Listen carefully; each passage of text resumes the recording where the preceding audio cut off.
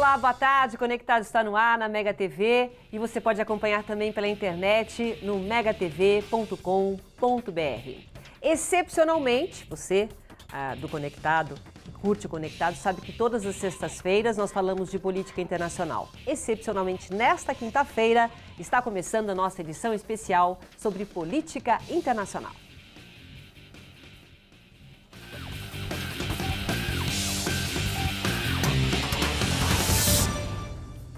E quem já está aqui para explicar os principais fatos do mundo é o nosso cientista político e analista de conflitos internacionais, Reni Ozcuquier. Boa tarde, Reni. Boa tarde, Silvia. Boa tarde a todos. Você viu que hoje nós estamos ensaiando aqui um novo cenário, né? Isso, bem mais legal. Para olhar, para curtir a nossa vista. Mais próximo de São Paulo. Não é? A gente é privilegiado. Bom, hoje nós vamos falar sobre a Ásia. Nessa semana nós vimos uma escalada de tensão na fronteira entre as Coreias do Sul e do Norte. Hoje de manhã, os dois países chegaram a trocar mísseis por causa de um suposto alto-falante, olha só, usado no lado do sul para mandar mensagens contra o norte, provocando o norte. Para complicar a situação, há poucos dias o Japão, o antigo inimigo das duas Coreias, anunciou uma mudança na sua constituição pacifista. Pela nova medida, o país deve se remilitarizar, o que gerou fortes críticas dos seus vizinhos.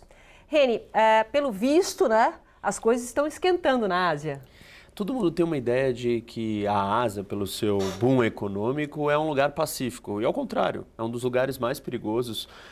Se a gente parar para pensar nas outras regiões do mundo, é das regiões onde tem a chance da gente ter guerras de verdade nos modelos antigos. Não guerra com um grupo terrorista, mas guerra entre países, em grande escala.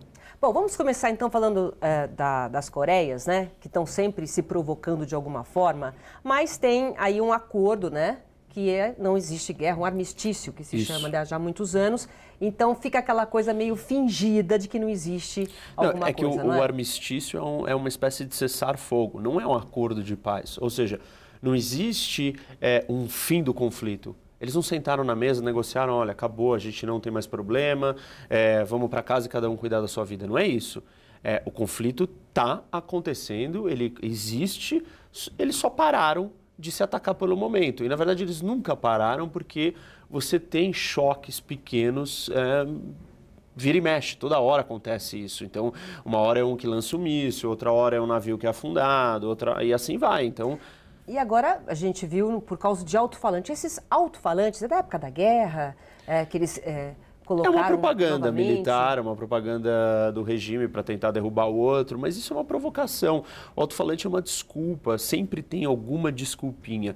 O fato deles não terem um acordo de paz e a gente ter só um cessar-fogo faz dessa região um dos lugares mais perigosos do mundo. Porque imagina que se você tem os dois países ali prontos para a guerra, porque é isso que acontece, eles estão prontos para a guerra, e de repente um ataca o outro.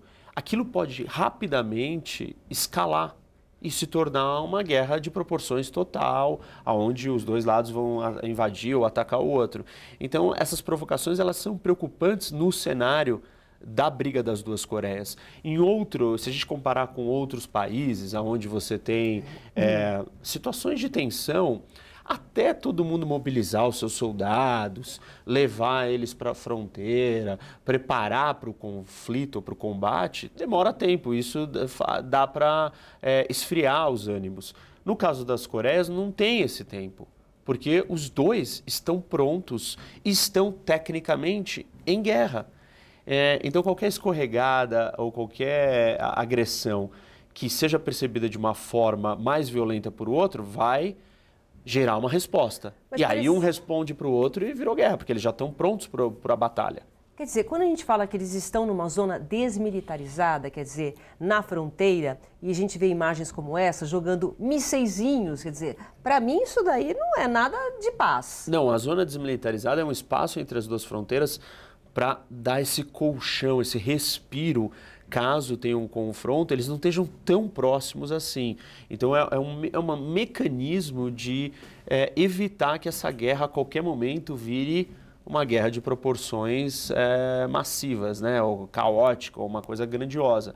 Então eles criam essa zona, que é um espaço onde ninguém pode ter exército, ninguém pode chegar, colocar armamento ali, e ficam de fora da zona se provocando. Na verdade, quem provoca é a Coreia do Norte. A Coreia do Sul, ela está o tempo inteiro não respondendo às agressões, ela tenta ser cautelosa. Norte, ela acusa a Coreia do Sul de fazer exercícios militares com os Estados Unidos. Porque a Coreia do Norte tem uma bomba atômica, porque a Coreia do Norte está sempre na ofensiva e agindo de forma agressiva. Então, a Coreia do Sul precisa se defender. E a forma de se defender é usar a aliança que ela tem com os Estados Unidos. E ela está o tempo inteiro fazendo exercícios militares para mostrar, olha, eu tenho capacidade de defesa e se você me provocar para uma guerra, eu vou responder também. Todas as vezes que tem esses exercícios, a Coreia do Norte tenta provocar e inverter a situação, né? E mostrar que, olha, vocês é que estão fazendo um exercício militar, mas os exercícios militares são de defesa. Quer dizer, pela Coreia do Sul já teria paz? Já teria paz, só que a Coreia do Norte, ela não quer a paz, ela não quer se abrir, ela não quer reunificar, ela tem um dos regimes mais fechados do mundo, é uma incógnita o que acontece lá dentro, é uma das ditaduras mais severas e controladoras, a população não tem acesso a informação nenhuma, o grupo que está no poder é um grupo muito pequeno, se a gente compara com a China, você tem o Partido Comunista. O Partido Comunista é 100, 1000 vezes maior do que o grupozinho que está no poder controlando a Coreia do Norte. Uhum. Então, a Coreia do Norte é um país muito difícil para o mundo. Imagina a Coreia do Sul, que lida com ele na sua fronteira. Agora, daqui a pouco a gente vai falar sobre o Japão, colocar o Japão também nessa conversa, mas se acontecesse hoje realmente algum confronto, uma coisa mais tensa entre as duas Coreias, os outros países poderiam intervir? Com certeza, esse é o grande perigo e isso que levaria a Ásia a uma guerra regional e uma guerra regional na Ásia, onde você tem as maiores populações do mundo e hoje grande parte das economias do mundo, é uma guerra de impacto global. Então, os Estados Unidos têm soldados na Coreia do Sul, são aliados da Coreia do Sul. O Japão está preocupado. Todas as vezes que acontece isso, a Coreia do Norte ameaça atacar o Japão. Então, o Japão seria envolvido nesse conflito, os Estados Unidos seriam envolvidos. Se os Estados Unidos está envolvido, qual a resposta da China? Essa história da Guerra das Coreias, essa divisão, vem lá de trás. E quando os Estados Unidos entraram do lado da Coreia do Sul, a China entrou do lado da Coreia do Norte. E a grande pergunta é, a China entraria? Então, a guerra entre as duas Coreias, ela tem o potencial de trazer as duas grandes potências, China e Estados Unidos, em choque. E a Rússia ainda, que ela também tem fronteira, e o início desse confronto todo se dá quando a Coreia do Norte é um aliado da Rússia. Então, você envolve grandes potências numa guerra dessa forte. Olha o tamanho da confusão dessas duas Coreias. No próximo bloco, daqui a pouco, a gente vai mostrar até no mapa o posicionamento da China, do Japão, das duas Coreias, para você entender melhor, tá bom? E o Japão, que agora quer criar, reeditar o seu exército, a gente vai saber por quê. Um instante só, a gente já volta.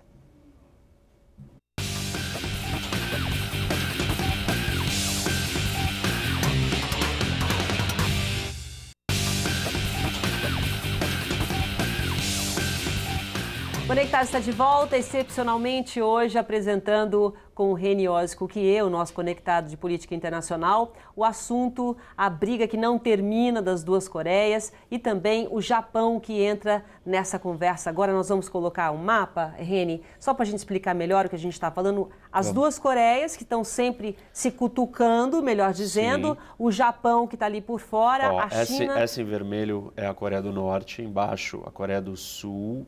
piscando aí, o Japão é o em verde do lado e esse enorme é a China. Ainda para cima da China e da Coreia do Norte, que é o vermelho, a gente tem a Rússia. Então, se envolve vários países. As Coreias estão divididas. O vermelho e o azul ali é a Península Coreana. Percebe que ela faz um braço que ela chega até o Japão. Então, o Japão é uma ilha isolada do continente, da Eurásia ou da Ásia. O Japão está em verde aí. E aí, o Japão, para sempre invadir a Ásia, ele usa esse braço, que é essa península coreana. A maioria das guerras que houveram ali naquela região foram pelo controle da península, das Coreias. Tanto China, tanto guerra entre Rússia e Japão, Japão com China, sempre foi tentando controlar. Então, a Península Coreana é uma região instável, porque ela é um ponto de ligação geográfico entre o continente e a ilha do Japão. O Reni, o Japão, depois de 70 anos, quer dizer, após a Segunda Guerra Mundial, o Japão foi proibido de ter, né, exército militar, né? E agora o primeiro-ministro Shinzo Abe está mudando, né, montando uma nova Constituição, fazendo mudanças no Japão, e uma delas é remilitarizar. O que significa isso? Por que agora que o mundo está querendo paz, né? Por que esse ato de mudança na Constituição e o Shinzo Abe querendo tem alguns detalhes que são importantes. Ele não mudou ainda, isso vai ter que passar por uma votação, é uma proposta de mudança, de acrescentar detalhes a uma Constituição que não permite que o Japão tenha exército. Por que ele não poderia ter exército? Porque ele foi um dos grandes agressores. Quando ele se rende, os Estados Unidos ocupam e falam, olha, você vai ter que aceitar uma rendição incondicional. Ou seja, eu vou ocupar o seu país, nós vamos reconstruí-lo e nós vamos criar uma nova Constituição para vocês. E aí, quando se cria a nova Constituição, fala, vocês não vão ter exército porque vocês não vão poder mais agredir. O Japão, durante muito tempo, não só na Segunda Guerra Mundial, foi bastante agressivo com todos os seus vizinhos, ocupando a maior parte deles, inclusive as Coreias, por mais de 30 anos. Então, existia muito ressentimento que o Japão voltasse a ser esse agressor. E aí, tirou essa possibilidade através da Constituição. Os Estados Unidos fazem um acordo com o Japão naquele momento e fala, olha, você não precisa de exército porque eu vou te proteger. Então, eu sou o seu garantidor da sua segurança. E com isso, o Japão acaba aceitando. E aquilo parece um bom acordo. Em troca, os americanos pedem para eles terem bases, e essas bases são importantes durante a Guerra Fria. Porque China, União Soviética, todos ali próximos, os Estados Unidos precisavam de um aliado na Ásia para conter o avanço desses dois. Ninguém sabia o que ia acontecer. Por que está voltando? Então, o que está acontecendo? O Japão não pode, depois dele não ter exército, ele cria uma força de defesa. Então, ele tem um exército que não é para ser ofensivo, mas que é uma força defender, de proteção interna que não pode participar de nada fora do seu território. Quer dizer, o exército já existe? Existe. Então, o que é a remilitarização? A remilitarização, na verdade, é permitir que essa força de defesa participe de missões de paz ou missões com seus aliados, no caso os Estados Unidos, fora do território japonês, fora do entorno, da vizinhança japonesa. Então, por exemplo, os Estados Unidos vai ter uma intervenção contra o Estado Islâmico no Oriente Médio. Ele quer participar também das defesas. Ele quer participar de operações de missão de paz da ONU. Ele quer estar mais envolvido. Um outro jeito de definir tudo isso que está acontecendo não é dizer que o Japão quer se remilitarizar, mas que o Japão quer deixar de ser isolado do mundo. Okay. Os Estados Unidos, durante muito tempo, foi isolado. Aí, com a Primeira e Segunda Guerra Mundial, ele começa a se envolver com as questões do mundo. O Japão passa 70 anos aí isolado. E agora ele está mudando. Por que ele está mudando? Porque a China está crescendo. E o crescimento da China está deixando todo mundo preocupado. Tanto os Estados Unidos quanto todos os vizinhos chineses. A China está mais assertiva, mais agressiva, tem várias disputas por ilhas no Mar do Sul da China. São várias ilhas que vários dos países da Ásia clamam que a ilha é propriedade delas, a soberania é deles, mas a China fala é tudo meu, e a China está construindo ilhas artificiais para fazer bases militares. A China tem sido muito mais agressiva. E aí os Estados Unidos falam, e aí, você precisa me ajudar, Japão, você é meu aliado, eu não posso ficar tomando conta de todos vocês sozinhos. E o Japão fica preocupado com o que está acontecendo com a China e com a Coreia do Norte. Então as Coreias não precisam se preocupar em relação a isso, porque, por exemplo, se nós não temos nem mais tempo, mas se hoje fosse ter uma guerra, o Japão defenderia que Coreia? Então, difícil. As duas Coreias temem o Japão também. Essa ideia do Japão permitir que a sua Constituição mude deixa a Coreia do Sul muito preocupada, principalmente. A Coreia do Norte já se comporta como inimiga declarada do Japão. A Coreia do Sul ainda não, mas ela fica preocupada. Por um outro lado, talvez o Japão não queira que as Coreias se unifiquem. Uma Coreia unificada seria uma Coreia nacionalista e anti-japonesa, ou seja, com ressentimentos do Japão. Se houver uma guerra, se a Coreia do Norte atacar todo mundo, aí o Japão se volta só com a Coreia do Norte. Mas a Coreia do Norte vai usar isso como estratégia de uma forma inteligente. Então ela vai atacar o Japão e de repente vai tentar provocar essa união das Coreias contra o Japão. Bom, isso tudo é suposição, hein, gente? Ninguém está falando que vai acontecer isso.